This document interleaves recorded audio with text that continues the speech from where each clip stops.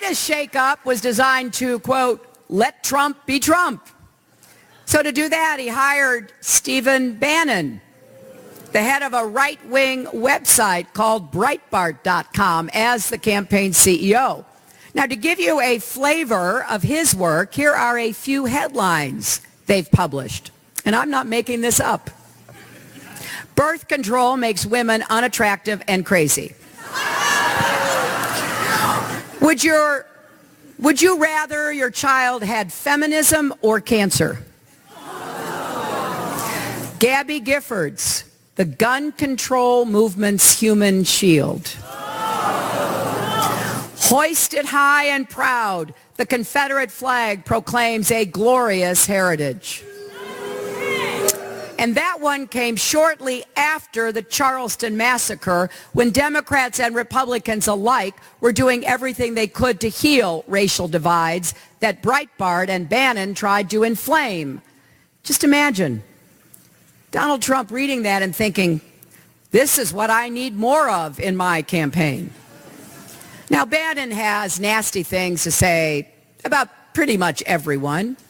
This spring, he railed against Speaker Paul Ryan for, quote, rubbing his social justice Catholicism in my nose every second. No wonder he's gone to work for Trump, the only presidential candidate ever to get into a public feud with the Pope. It's truly hard to believe, but according to the Southern Poverty Law Center, which tracks hate groups, Breitbart embraces ideas on the extremist fringe of the conservative right. This is not conservatism as we have known it. This is not republicanism as we have known it. These are racist ideas, race-baiting ideas, anti-Muslim, anti-immigrant, anti-women, all key tenets making up the emerging racist ideology known as the alt-right. Now, alt-right is short for alternative right. The Wall Street Journal describes it as a loose but organized movement, mostly online, that rejects mainstream conservatism, promotes nationalism, and views immigration and multiculturalism as threats to white identity. So the de facto merger between Breitbart and the Trump campaign represents a landmark achievement for this group, a fringe element that has effectively taken over the Republican Party.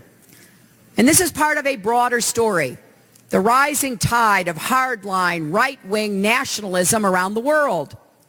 Just yesterday, one of Britain's most prominent right-wing leaders, a man named Nigel Farage, who stoked anti-immigrant sentiments to win the referendum to have Britain leave the European Union, campaigned with Donald Trump in Mississippi. Farage has called for a bar on the children of legal immigrants from public schools and health services, has said women are, and I quote, worth less than men, and supports scrapping laws that prevent employers from discriminating based on race. That's who Donald Trump wants by his side when he is addressing an audience of American voters. And the grand godfather of this global brand of extreme nationalism is Russian President Vladimir Putin. And in fact, Farage regularly appears on Russian propaganda programs. Now he's standing on the same stage as the Republican nominee. Trump himself heaps praise on Putin and embraces pro-Russian policies. He talks casually of abandoning our NATO allies, recognizing Russia's annexation of Crimea, giving the Kremlin a free hand in Eastern Europe.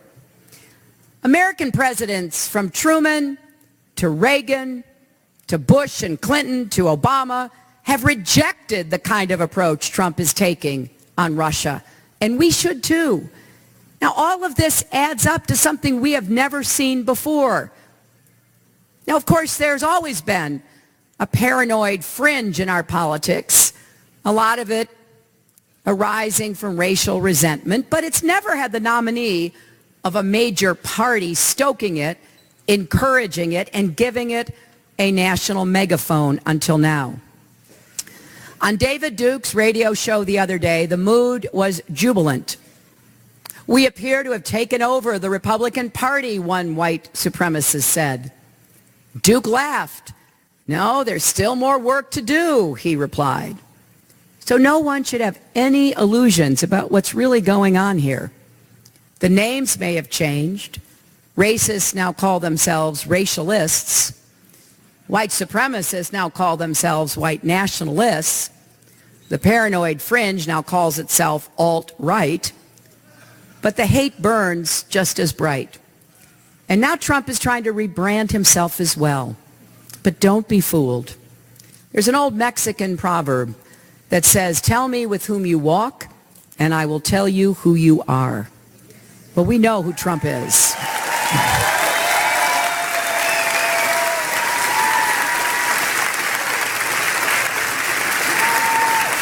A few words on a teleprompter won't change that. He says he wants to make America great again, but more and more it seems as though his real message seems to be make America hate again.